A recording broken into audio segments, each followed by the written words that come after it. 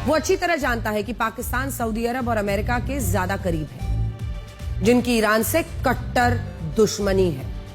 पाकिस्तान इस पूरी कहानी में इसलिए आ पाया क्योंकि इजराइल अली लारीजानी के बाद ईरान के विदेश मंत्री अब्बास अरागची और ईरान की संसद के स्पीकर मोहम्मद बाकर गालिबाफ को जान से मारना चाहता था। ये वॉल स्ट्रीट जर्नल के हवाले से हम आपको बता रहे हैं। द वॉल स्ट्रीट जर्नल के मुताबिक इजराइल के पास ईरान के इन दोनों नेताओं के ठिकानों की सटीक लोकेशन थी। मोसाद और इजराइल की वायुसेना ने इन दोनों ही नेताओं को खत्म करने की योजना भी बना ली थी, लेकिन इसी के बाद पाकिस्तान इस खेल में आया। पाकिस्तान की तरफ से फील्ड मार्शल असम मुनीर ने 22 मार्च को राष्ट्रपति ट्रंप को फोन किया। ये वॉल स्ट्रीट जर्नल के हवाले से हम आपको बता रहे हैं। तो मुनीर ने फोन किया और यह कहा कि अमेरिका किसी भी तरह इजराइल को इस बात के लिए तैयार कर ले कि वो अब्बास अरागची और मोहम्मद बाकर गालिबाफ को जान से नहीं मारेगा। अमेरिका के कहने पर जब इजराइल ने अपनी हिट लिस्ट से इन दोनों नेताओं के नाम निकाल दिए, वॉल स्ट्रीट जर्नल के मुताबिक, तो ईरान का पाकिस्तान पर थोड़ा भरोसा बना। इसके अगले दिन 23 मार्च को पाकिस्तान के प्रधानमंत्री शहबाज शरीफ ने ईरान के राष्ट्रपति मसूद पेजेश्कियान को फोन किया। खुद पाकिस्तान की सरकार ने यह बताया कि राष्ट्रपति मसूद पेजेश्कियान और प्रधानमंत्री शहबाज शरीफ की फोन पर बातचीत हुई है। इसी बातचीत के कुछ देर बाद 23 मार्च को राष्ट्रपति ट्रंप ने पहली बार यह ऐलान किया कि अमेरिका अगले 5 दिनों तक ईरान के ऊर्जा ठिकानों पर हमले नहीं करेगा। इससे यह तो स्पष्ट हो गया कि पाकिस्तान ईरान और अमेरिका के बीच एक मैसेंजर की भूमिका निभा रहा है, इधर का उधर, उधर का इधर। लेकिन यहां यह सवाल भी उठा कि क्या इस भूमिका में पाकिस्तान मैसेंजर बनकर कोई खेल तो नहीं खेल रहा। अब आ रही है असली बात। आपको याद होगा 23 मार्च को जब राष्ट्रपति ट्रंप ने हाफ सीज फायर का ऐलान किया था, तब क्या कहा था? कहा था कि ईरान से अमेरिका की अच्छी और उपयोगी बातचीत चल रही है। अब द वॉल स्ट्रीट जर्नल की रिपोर्ट कहती है कि अमेरिका और ईरान की सीधी बातचीत अब तक हुई ही नहीं है। जो भी संदेश इधर उधर हुए हैं, बीच में पाकिस्तान है।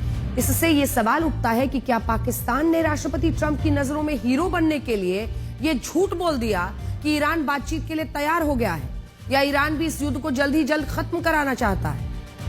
ऐसा होने की संभावना इसलिए ज्यादा है क्योंकि जब दो पक्ष सीधे आपस में बातचीत नहीं करते, तब मैसेंजर की भूमिका बहुत महत्वपूर्ण हो जाती है। जैसे इस मामले में मैसेंजर पाकिस्तान है, इसलिए पाकिस्तान ईरान की सुनकर अमेरिका को क्या बता रहा है, वो ईरान के हवाले से अमेरिका को क्या कह रहा है, और अमेरिका की सुनकर फिर ईरान को क्या जोड़ तोड़ कर बता रहा है, ये बहुत मायने रखता है। ये दोनों देश वही करेंगे जो ये पाकिस्तान से सुनेंगे। अब पाकिस्तान के मौजूदा प्रधानमंत्री शहबाज शरीफ पहले दिन से राष्ट्रपति ट्रंप की चापलूसी में लगे हैं। आप सब जानते हैं कि जब कोई किसी की चापलूसी करता है तो वो उसके सामने वही कहने की कोशिश करता है जो सामने वाला उससे सुनना चाहता है, और पाकिस्तान को तो इसमें पीएचडी है। जैसे इस मामले में जब 23 मार्च को शहबाज शरीफ ने ईरान के राष्ट्रपति मसूद पेजेश्कियान से फोन पर बात की और इसके बाद राष्ट्रपति ट्रंप ने 5 दिन का हाफ सीज फायर तो लगा दिया, उस दिन राष्ट्रपति ट्रंप क्या सुनना चाहते होंगे? यही सुनना चाहते होंगे कि ईरान बातचीत के लिए गिड़गिड़ा रहा है और इस हाथ में, इस युद्ध में जो अपर हैंड है वो अमेरिका का है, अमेरिका से डर रहा है ईरान। और हो सकता है कि शहबाज शरीफ ने भी चापलूसी के चक्कर में ऐसा कुछ कहा हो जिससे राष्ट्रपति ट्रंप बार बार ये कह रहे हैं कि ईरान तो बातचीत के लिए मरा जा रहा है, बातचीत के लिए गिड़गिड़ा रहा है और अमेरिका इस युद्ध को जीत चुका है, जबकि दरअसल माना जा रहा है कि यह शहबाज शरीफ का खेल था। डोनाल्ड ट्रंप को खुश करने के लिए वो बता रहे थे कि ईरान गिड़गिड़ा रहा है। ऐसा होने की आशंका इसलिए भी ज्यादा है क्योंकि अब राष्ट्रपति ट्रंप ये कह रहे हैं कि ईरान के जो नेता अमेरिका से बातचीत कर रहे हैं वो इसलिए अपना नाम बाहर नहीं आने देना चाहते क्योंकि उन्हें ईरान में अपनी मौत का डर है और अमेरिका और इजराइल भी उन्हें मार सकते हैं। अब यहां से आप कड़ियों को मिलाएंगे तो आपको पता चलेगा कि पाकिस्तान ने भी ईरान के 2 नेताओं को इजराइल से बचाकर इस युद्ध में अपनी गोटी फिक्स की थी कि भैया हम तुम्हारे 2 नेता बचा रहे हैं, अब हमसे बातचीत करो, हम तुम्हारी बात पहुंचाएंगे युद्ध को।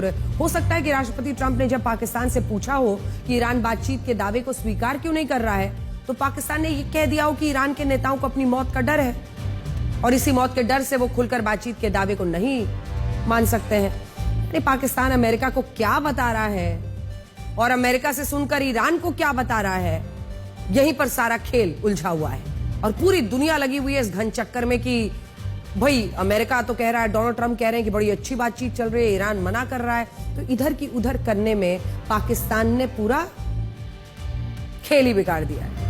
हमें लगता है कि उसी खेल में इस बातचीत की पूरी कहानी अब अटकी हुई। When I tell you we're winning so big, nobody's ever seen anything like we're doing in the Middle East with Iran. And they are negotiating, by the way, and they want to make a deal so badly, but they're afraid to say it because they figure they'll be killed by their own people. They're also afraid they'll be killed by us. There's never been a head of a country that wanted that job less than being the head of Iran. I don't want it. We listen to some of the things they say. We hear them very clearly. They say, I don't want it. We'd like to make you the next supreme leader. No, thank you. I don't want it. I agree with them 100%. राष्ट्रपति Trump का यह बयान इस सवाल को भी जन्म देता है कि जो नेता अपनी सेना के डर से बातचीत के दावे को स्वीकार तक नहीं कर रहे हैं, वो नेता अगर अमेरिका से बातचीत करके कोई फैसला ले भी लेते हैं, उसका क्या ही फायदा होगा। जब आप अपना नाम तक बाहर नहीं ला सकते तो अमेरिका से बातचीत करके जो फैसला लोगे उसे लागू कैसे कराओगे? और क्या ये दुनिया को गुमराह करने जैसा नहीं है?